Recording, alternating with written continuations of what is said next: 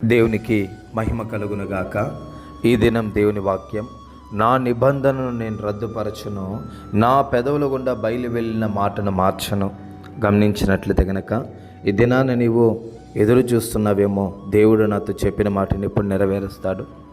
దేవుడు నాతో చెప్పిన మాటను ఒకవేళ దేవుడు మర్చిపోయాడేమో, దేవుడు నాతో చెప్పినటువంటి మాటలు ఆయన బహుశా పక్కన పెట్టేశాడేమో అని ఆయన అనుకోవచ్చు. అయితే ఏ మాట అయితే దేవుడు నీతో చెప్పినాడో ఆ మాటను ఎన్నటికీ కూడా మార్చే దేవుడు కాదంట. ఆయన నోట నుంచి వచ్చిన ఏ మాట మార్చడంట. ఆయన తన నిబంధన ఎన్నటికీ రద్దుపరచనంటున్నాడు. కాబట్టి గమనించండి, ఈ దినాన దేవుడు నీతో మాట్లాడుచున్నదేమనంటే, నా కుమారుడా, నా కుమార్తె, నీతో దేవుడు ఏదైతే సెలవిచ్చాడో, నీతో నేను ఏదైతే సెలవిచ్చానో ఆ మాట నెరవేరేంతవరకు నేను చెయ్యి విడిచిపెట్టనంటున్నాడు. నేను నీతో చెప్పున్నది నెరవేర్చినంత వరకు నేను నీ చేతిని విడువనని దినాలలో యాకోబుతో దేవుడు వాగ్దానం చేసినట్లుగా ఈ దినాన దేవుడు నీతో వాక్యం చేస్తున్నాడు. ఆయన నీతో చెప్పిన ఏ మాటను కూడా ఆయన నిశ్చయముగా నెరవేర్చేంతవరకు నీ చేయని ఎంత మాత్రమును కూడా విడిచిపెట్టడంట. ఒక విషయాన్ని గమనించండి. దేవుడు దావీదుతో ఒక వాగ్దానం చేశాడు. దావీదు, నీ తర్వాత నీ సంతానంలో ఎవరో ఒకరు ఖచ్చితంగా రాజుగా నేను చేస్తాను, ఆ దావీదు దీపం మారిపోకుండా ఉన్నట్లుగా నేను సహాయం చేస్తాననేసి దేవుడు చెప్పాడు.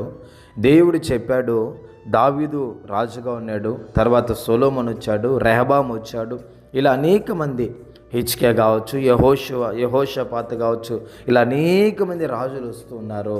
అయితే దావీదును బట్టి కొంతమంది రాజులు దేవునికి వ్యతిరేకమైన కార్యాలు చేశారు, దేవునికి అయిష్టమైనటువంటి క్రియలు కూడా చేశారు, దేవునికి బహు అసహ్యమైన కార్యాలను కూడా చేశారు కొంతమంది రాజులు.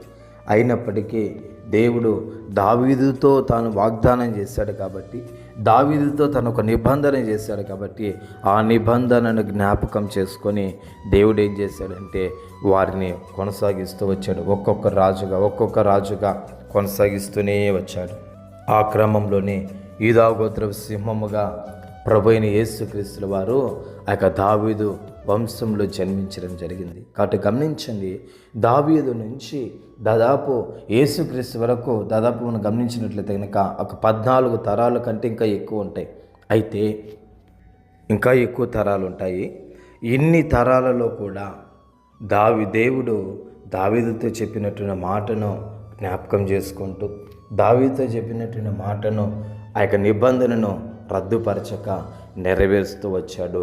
అదే ప్రకారంగా దేవుడు నీతో ఏమైతే చెప్పి ఉన్నాడో ఆ మాట నెరవేర్చకుండా మౌనంగా ఉండే దేవుడు ఎంత మాత్రమును కాదు. కాబట్టి నువ్వు నమ్ము, విశ్వసించు.